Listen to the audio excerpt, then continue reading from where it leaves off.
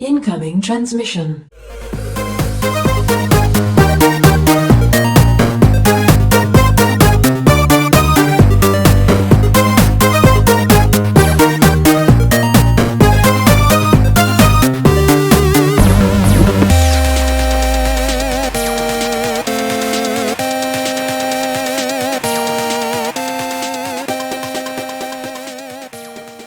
Welcome, Watchers of Illusion, to my Castle of Confusion on the 25th of March. My god, 5 days away, or 6 days away, and March is over. What the hell's going on? Anyway, hello, welcome to this lovely Tuesday review, and it's on the Nintendo Entertainment System, or the NES for short, or NES, depending on how you like to pronounce it.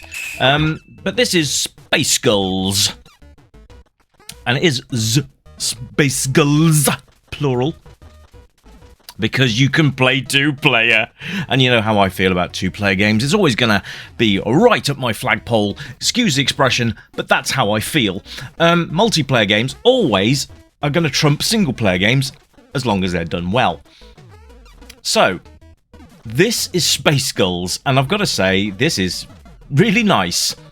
This was done for the NES Dev competition a few years ago, and it won. So that goes to show really how cool this game is.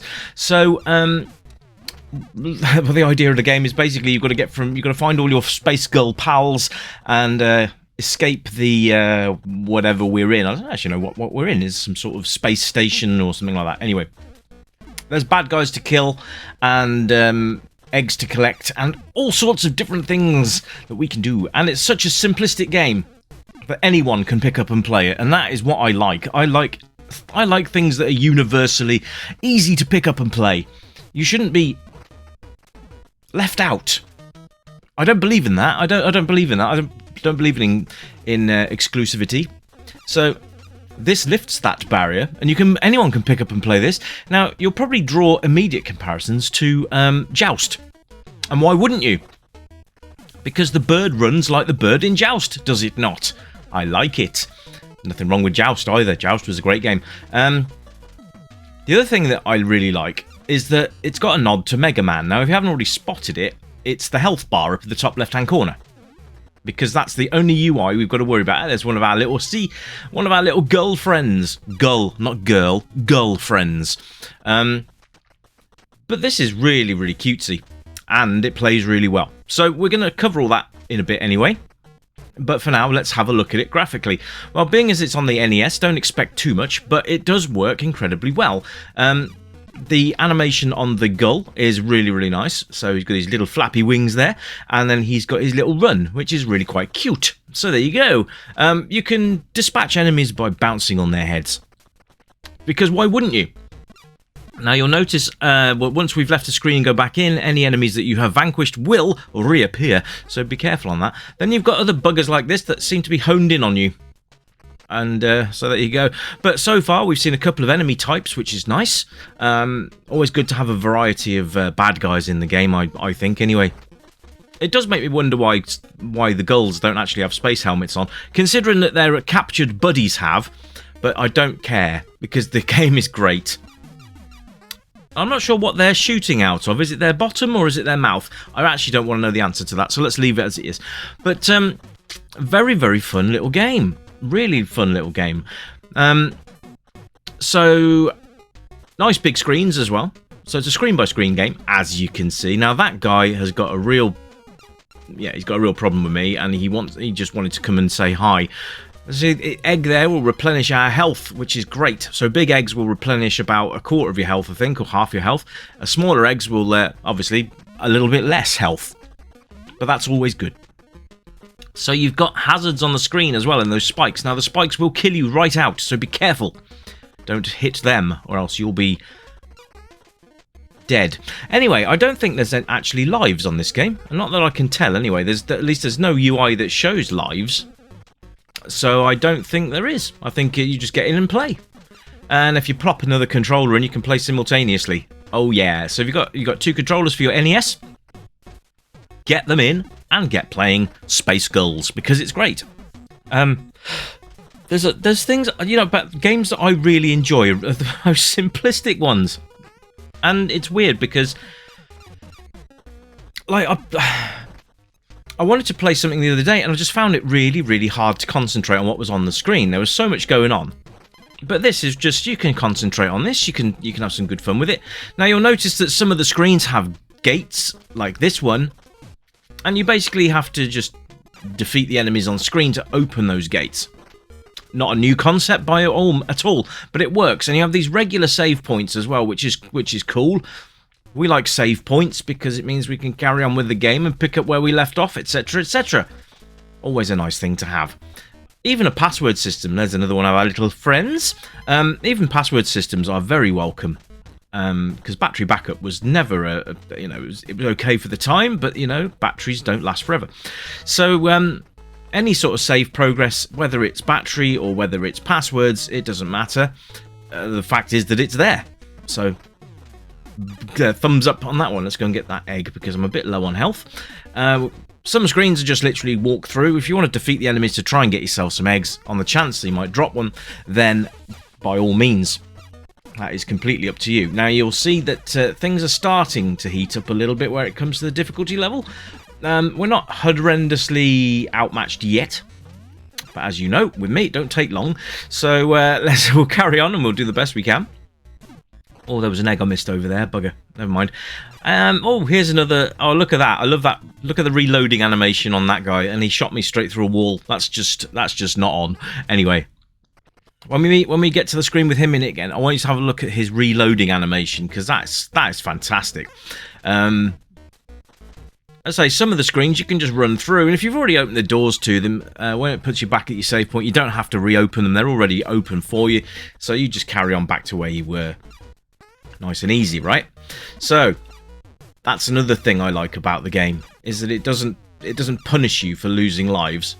It basically just, okay, well, you've done this bit already, you don't need to do it again, so there we go. I don't even know why I'm trying to kill this thing, to be fair, but there's just something about clearing screens that I like. Here he is. That little pump action shotgun animation is amazing. So there you go. On an NES as well. There's just so much to sort of take in. So the controls are really nice and simple. You've got left and right, and then you've got flap, basically, which you just tap the B button, no, A button, sorry, A button to flap your wings, and you can fly around the screen, or you can just land and run around the screen. It's up to you. But you'll see there's a key up there. Can't get it until I've defeated these two shotgun-wielding, I don't know, ducks. Which is nice. They're shooting eggs. I've just realised what they were firing. That's brilliant. So there, lots of things to do, lots of things to see. Controls are nice and simple, but they work really, really effectively. I like simple but effective. It works. So we're going to open that, and that opens up. This is such a fun little game. Then you've got sound. Sound's very good as well. You've got all the sort of the shots and things. You've got a nice little soundtrack going through it, which isn't too obtrusive, and it just keeps you going. It's pretty nice, to be honest.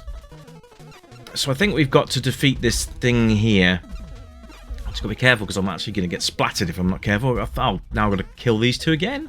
Okay. But everything just works really, really well on the game. Considering this was put together in a very short space of time. Now, it advertises the fact that it's quite a short game, but to be fair, we're at almost the 9-minute mark, and it doesn't seem to have any signs of slowing down, does it? So happy days with that one. I quite like a game that keeps us going. Maybe not for hours on end, but it's a game that you can come back to, whether it's solo or with a friend. You could try solo, do it solo, and then you could try it with a mate of yours if you so desire it. There's just so many options here. It's great, but the sound is really nice. So we've got great sound, great graphics, great playability, which was my next point of call anyway, which, is it playable? Well, damn right it is. And especially with the 2-player feature, it makes it even more playable in my book. So it's a bit like, it's a nice little sort of arcadey game. This is the kind of game that I would have really, well, this is going to be a hard one to explain, but this brings me straight back to having a NES, because this is the sort of game that you would have got on the NES, graphics-wise, everything. I know it's for the NES, but I could imagine playing this when I was like, when the NES was quite new. This would have been a great little game to play on it. It's in the same sort of ilk as Gyroscope and Duck Hunt. It's just really nice to play. And it brings back so many memories, just listening to the sound effects in the game and stuff. It just gives you that wave of nostalgia, which is even better. I like it a lot. So replay value, yes, absolutely. You're gonna play the game as a single player, and then you can come back and play it again with your friends. I would play this again anyway, single player, because it's just that good. So there you go.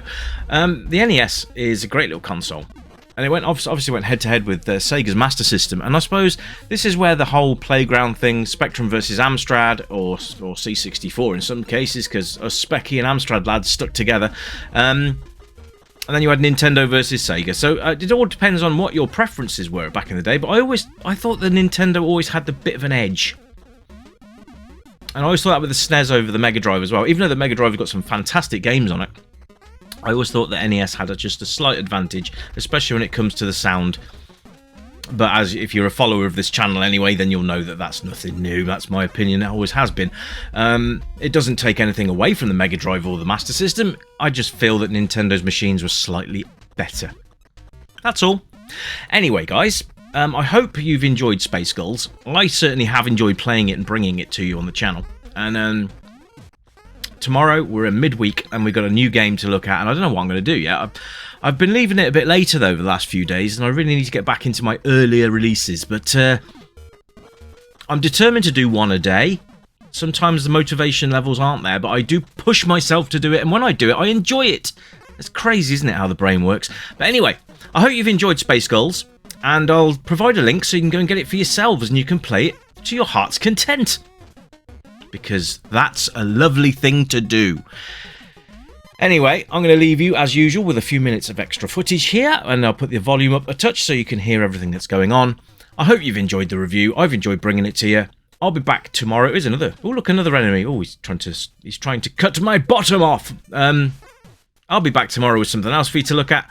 Until then, my friends, you keep it retro, and as usual, it's bye for now. Bye-bye!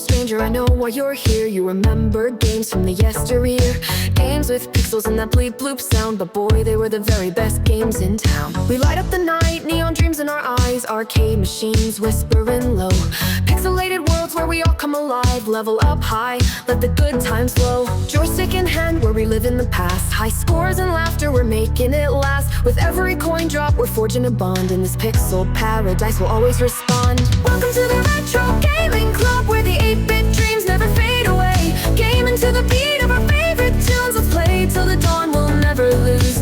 Neon lights shining, we're lost in the glow, in the Retro Gaming Club. Let's go, let's go. Flashback to battles, we'll play side by side, power-ups and hearts, love in disguise. We'll race through the levels, collect all the coins, in this timeless adventure we're waiting to join. Crashing 8-bit beats, igniting the night, from pixels to dreams we'll take flight. With every button pressed, our spirits ignite, in this retro wonderland everything feels right. Welcome to the Retro Gaming Club, where the